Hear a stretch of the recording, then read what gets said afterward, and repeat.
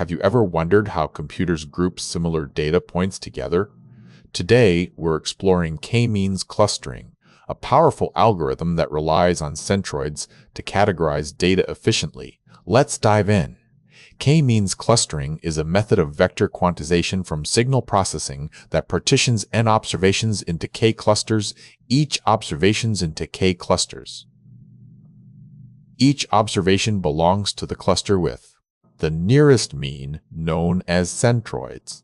The algorithm minimizes within-cluster variances squared Euclidean distance by alternating between assigning data points to clusters based on current centroids and choosing new centroids. Selecting the optimal number of clusters k is crucial. We use methods like the elbow method to find a good k value, balancing model complexity, and fit.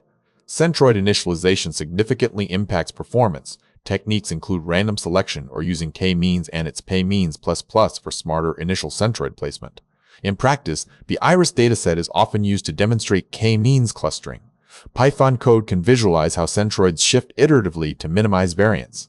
By understanding k-means and its reliance on centroids, we unlock powerful data analysis techniques used in machine learning and beyond.